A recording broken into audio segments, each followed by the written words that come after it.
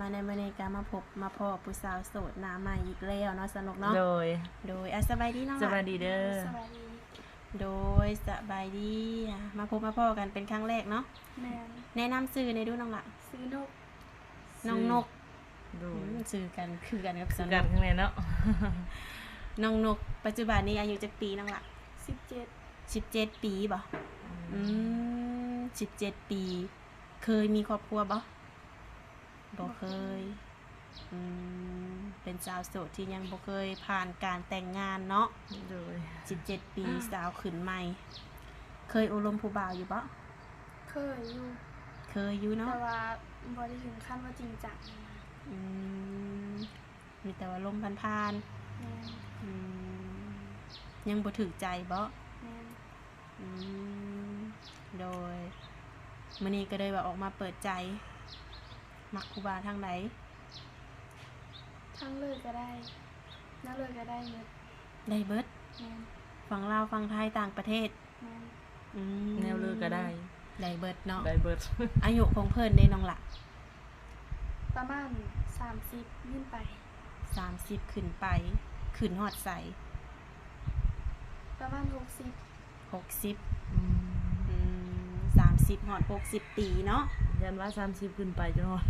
อืม โดย อายุ60 ปีน้องสิเอาเฮ็ดสามีได้บ่น้องละ 60ได้แต่ต้องร่วมกันก่อน อืมต้องร่วมกันหล่นบ่ ประมาณปีหนึง ปีหนึงอืมคือน้องบ่ได้ติว่าเพิ่นสิเฒ่าเกินไปบ่ บ่ติ อืมบ่ติหยังเพิ่นเนาะ แมน รับได้แม่นบ่ แมน พอห่างพอหมายลูกติด แมนทำได้เบิด โอ้ โดย หายากเนาะสนก แม่ คือน้องนี่เป็นสาวโสดเนาะผู้บ่าวลูกติดก็รับได้อืมโดยก็ถือว่าเรื่องอายุอีหยังของเพิ่นน้องบ่ได้จำกัดเนาะหน้าตาของเพิ่นเด้ นั่นเลยก็ได้เบิด อืมโดยนิสัยใจคอเพิ่นได้น้องละ นิสัยบ่มักแบบ แบบใด ดูแลเขาได้หั้นนะเป็นผู้ใหญ่กว่า อืมดูแลเฮาได้ แม่น เป็นผู้ใหญ่เป็นผู้นำ โดย เฮาสามารถเพิ่งพาอาศัยเพิ่นได้ แม่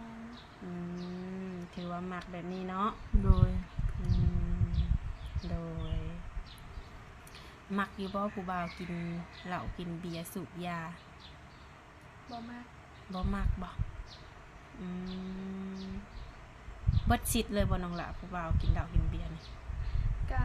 ได้อยู่แต่ว่าต้องโดนๆเธอนะได้ อืม แต่ว่าให้กินตลอดก็บ่ได้ โดนกินเทื่อเนาะกินทุกมื้อบ่ไหวได้เนาะ โดยก็ถือว่าน้องก็บ่ได้ถึงขั้นว่าบ่มักเนาะก็คือได้อยู่บางครั้งบางคราวเนาะน้องอายุ17 ปี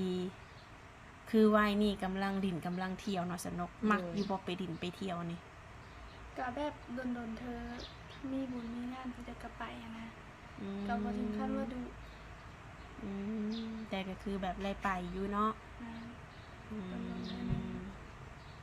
ปัจจุบันนี้น้องเฮ็ดเวียกเฮ็ดงานอยู่ไสสนองล่ะ เฮ็ดเวียกอยู่เมืองอัสสวรแคนซอนนะเขต อืม ก็คือเฮ็ดเวียกอยู่โตเมืองนี่แหละ เฮ็ดเวียกไปน้องล่ะ บ้านเฮ็ดเวียกเป็นเด็กเสิร์ฟ อืมเป็นเด็กเสิร์ฟ อยู่ร้านอาหารบ่ แม่น อืมคือมื้อนี้น้องยังบ่ทันเข้างานบ่ แม่น4 โมงแรง อื ห้าโมง ม4 โมง 5 โมงเข้าเวียกเลิกเลยซะ เลิก11 โมงเพิ่น อืม เลิกแล้วมานอนเฮือนบ่หรือว่านอนอยู่ในห้างนี่เลย เฮานอนอยู่ในหานี้เลย อืม เพราะว่ามันมีห้องเสาติดอยู่กับหานี้เด้ อืม นอนนำหัวหน้าก็มีแต่ผู้หญิงทั้งหมดอะนะ อืม เอาน้องมาเฮ็ดเวียกอยู่นี่โดนแล้ว โดนเติบเลย4-5 เดือนแหละ เอาก็ถือว่าโอเคอยู่เนาะอืมโดย แต่ว่าฝั่งไทยน้องยังบ่เคยไปแม่นบ่ บ่เคย เอา ยังบ่เคยไปเฮ็ดเวียกอยู่ทางไกลเนาะ โดย มีแต่ว่าเฮ็ดเวียกอยู่ตัวเมืองอัศพรนี่น้องเป็นคนบ้านใดซะน้องล่ะ เป็นคนบ้านนาเด้อ บ้านนาเดือ ทางไหนซั่น อยู่ต้นเพิ่งนะเด้อว่า แต่ว่าอยู่บริเวณแถวนี้บ่ แม่นออกไปนี่2หลักก็ฮอดบ้านน้องเลย อืม มิดบ้านนี้หั่นนะ โดย มิดบ้านนี้ไปที่ แต่สนุกนี่ยอมนะจ๊ะเพราะอาจจะพอดียังทันงานแล้วเนาะ โด ตัวย แต่ว่าไปบ้านน้องทางบ่ได้ยะใด บ่ ทางแดงเลย เออ ไม่มีโค้งเนี่ยนี่บ่น้อง บ่มีไปซื้อไปเลยก็ฮอดประมาณ18นาทีก็ฮอด สนุกย่านครัวแล้วทุกคนเลย ขากลับนี่อย่าจุงหลุดเอา สาวผู้ไทย โดยอาจจะพร สาวผู้ไทยมีแต่ผู้งามๆเนาะสนุกเนาะ โดยแต่สำหรับสนุกผู้ใด ผู้ไทยผู้ไทยอวบเนาะสนุก โดย ก็คือมื้อนี้มาเปิดใจครั้งแรกเนาะน้องล่ะ แม่น น้องนี่พร้อมสร้างครอบครัวเลยบ่อายุเท่าได้จังสิพร้อมแต่งงานนี่น้องล่ะ ประมาณ18 19 18 คือพร้อมเลย 19 เป็นบ่น้องล่ะ แม่น ถือว่าพร้อมเนาะถ้าว่ามีครอบครัวนี่ไปอยู่นำสามีได้บ่ บ่ได้เพราะว่าเป็นลูกสาวเดียว โอ้ลูกสาวเดียวซ้ำบัดนี้สนุก ดูโกกกับเจ้าแม่นบ่ แม่นบ่มีอายเอ้ยน้อง บ่มีเป็นลูกสาวเดียว แม่นอยู่น้ำพออีกเพราะว่าแม่ปะกับพ่อตั้งแต่อายุ3 ปี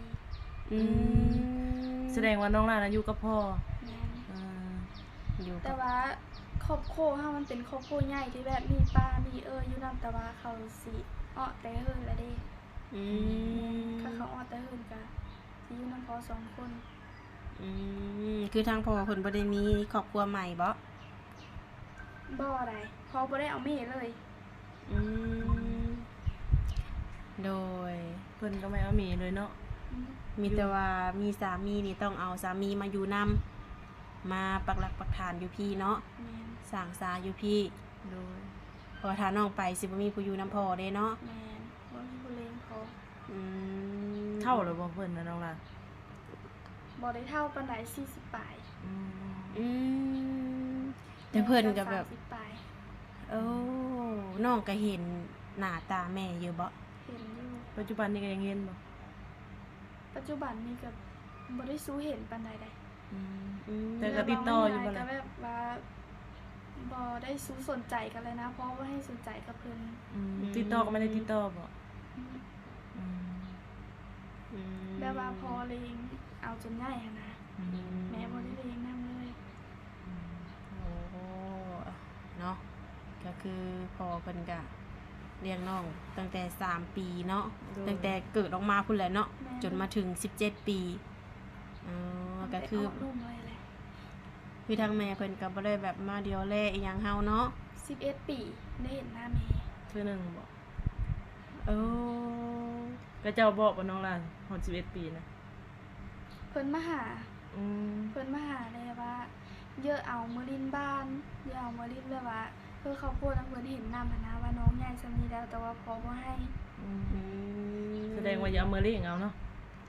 มือเลี้ยงต่อ แบบว่าตอนยังน้อยก็แบบเพิ่นเคยมาเอาแล้วนะแต่ เอ ว่า อจะเอามาดิน เอา มา ไว้ หยังนี่ซื่ออืมเดี๋ยวน้องบ่ได้อยากเมือน้ำเพิ่นว่าซะ ก็ยักเมื่ออยู่แต่ว่าห้องพอหลายกว่านะ อืม เพราะ พอ เพิ่น เลี้ ได้ ยง มีลู เนาะ กสาวใหม่แล้ว แม่นะอืม เพิ่นเอาผู้ป้าไปป้าพอไปก็ได้ผู้ส่งผู้ อืม ก็คือสิแบบ โดย บ่เป็นตาอยู่นำต่อแล้วก็พอก็บ่มีผู้เลี้ยงแน่ โดย ก็ดี เขา แล้ว ต้องเข้าใจว่าพอเลี้ยงเอาแต่น้อยเนาะ อืม อืม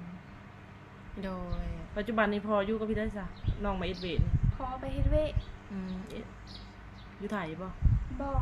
ไปแถวท่าแค่ไปจอน้ำสร้าง อืม อืม เป็นกะโดนๆมาเถอะ โอ้คือเพิ่นก็พอง่ายกับเพิ่นก็หาเงิน แม่น เลี้ยงครอบครัวเนาะ แม่น โอ้ ก็ แต่ สิ ว่า มีป้าเด้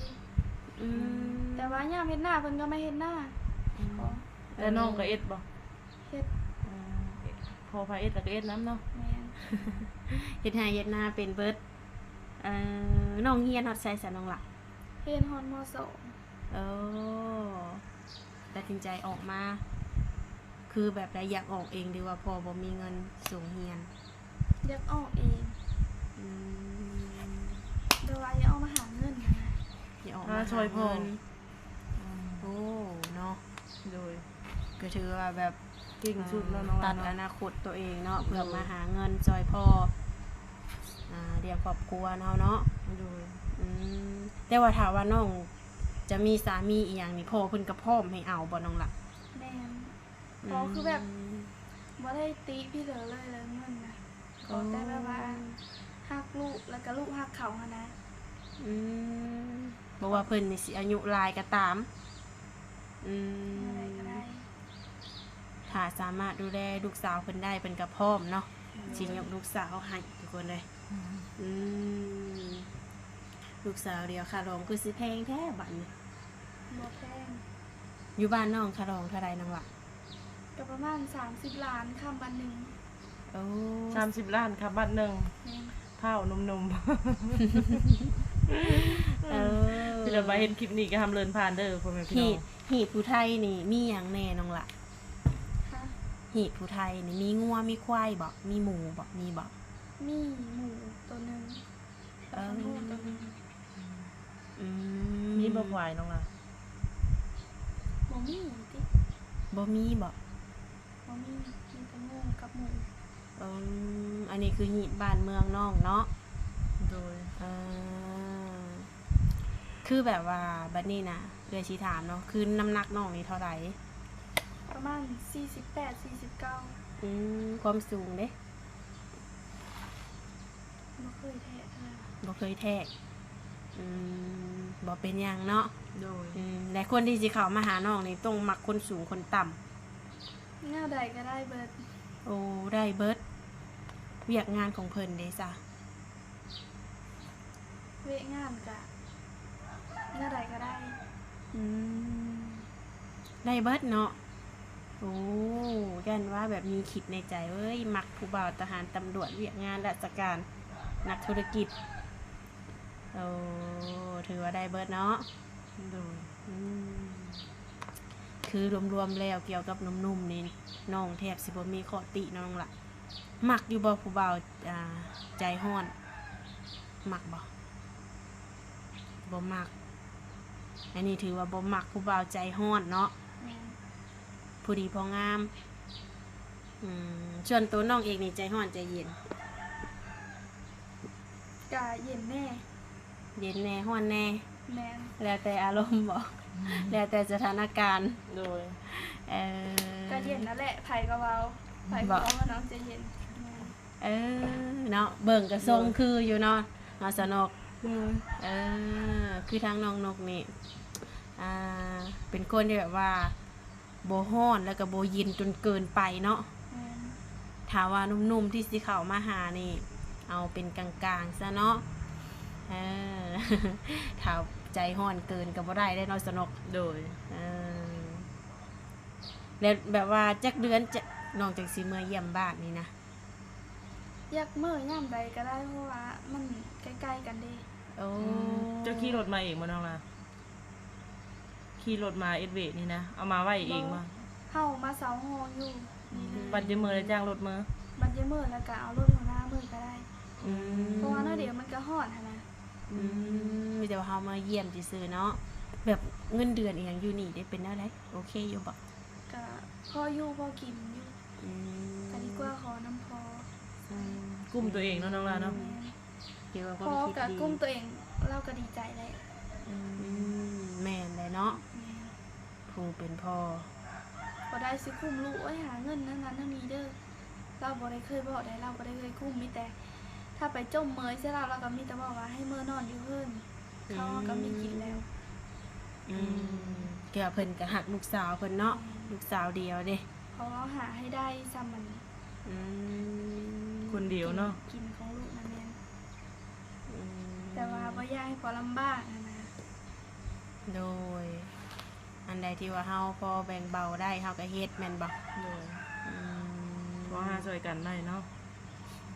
โดยเดือนหนึงน้องมีวันหยุดอยู่บ่ ก็แล้วแต่มื้อเฮาสิพักเพราะว่ามันเฮ็ดเป็นมื้อนะ บ่ได้เฮ็ดเป็นเดือน เดี๋ยวแต่ แม่น โอ้ เอา ถ้า ไว้ เฮา พักมื้อใดก็ได้ โอ้รู้สึกว่ามื้อนี้เมื่อยบ่ไหวแล้วพักไล่โอ้ก็ดีอยู่เนาะหัวหน้าอิหยังก็ดีแม่นบ่ แม่น อืม โคหน้าก็ดี โดย แบบน้องก็บ่ได้คิดอยากไปไทยบ่น้องล่ะอืม มันบ่คิด เพราะว่าพอยังน้อยอยู่นะ อืม ยังไม่ไปบันไดแต่ ไป ก็ผู้เจ้าก็บ่อยากไปแน่นะอยู่เฮ็ดหน้าซอยพอ อืมปีหนึ่งเฮ็ดนาได้จักสอบน้องล่ะ 200ไป ป้า สองคนก็พอบ่น้องลาหรือก็ว่าก็มีกับพี่น้องแม่ มีกับเขาป้านี่เขาอาย อืม มาซอยแต่ละปีนะอายแต่ว่าอายลูกป้าก็มี2คนแล้วก็เอ้ยผู้หนึงนะ อืม แต่ว่า อืม โมเมนอันนั้นโมเมนพ่อแม่เดียวกัน แต่ว่าสายเลือดเดียวกันนะ อื เอ ม อ แดนป้าก็คือเอ้ยของพ่อ คือเพิ่นก็ได้มาเฮ็ดมาลำซอย แต่ว่าเขานี่ลอยปลายหา200 แม่น ปานกันบ่ แต่ละปีก็ถ้าบ่ขายข้าวจ้างนำกะบ่แล้วอะนะ อืมเบิ่งหน้าก็สิได้เติบมาสนุก โดย ไผสิมาเป็นลูกเคยก็คิดหนักเติบ แต่ว่าเอ็ดแล้วนี่ก็ต้องได้ปันป้าน้ำบอกเข้านี่ อยู่นำกันอยู่หลังเดียวกัน อยู่เรือนหลังเดียวกัน อืม อืม ก็คือแบบว่าคายเข้ามุ่นเข้าเนาะเอ็นไฮเอ็นนาพออยู่พอกินเนาะน้องลาเนาะ แม่น อืมโดย แต่ว่าน้องแบบมาเฮ็ดเวียกแบบนี้นะน้องจะมีเวลาคุยโทรศัพท์บ่ กามี มีอยู่เนาะ แม่น ช่วงใดแน่ที่แบบน้องว่างคุยน้ำนมๆนี่ ประมาณ11-12 โมงประมาณนี้ตื่นนอนนะ อืมตื่นนอบ างที น ก็เฮาพักเวท อืม บางเรื่องก็บ่ได้เฮ็ดเวท โดย คุยลง อืมก็คือพอมีเวลาคุยอยู่เนาะ แม่นี่ โอ้อะมีแต่ว่าหนุ่มๆคนใดที่ว่ามักหักน้องนุกเนาะอยากโออยากลมน้ำทักเข้ามาได้ทุกคนเดิมมีทางติดต่อให้เนาะ โดย โดยมีแต่ว่าพี่ทายนี่ก็ให้น้องสมหักสมหวังเนาะน้องหลานเนาะ โดย ให้พบพ่อคนดีๆเข้ามาในชีวิต คือน้องเนี่ยก็เป็นสาวขึ้นใหม่ยังบ่มีประสบการณ์เรื่องโอลมผู้บ่าวเนาะโดยอยากให้เขามาหาน้องด้วยความจริงใจบ่ต้มตัวเนาะน้องหลานเนาะ โดย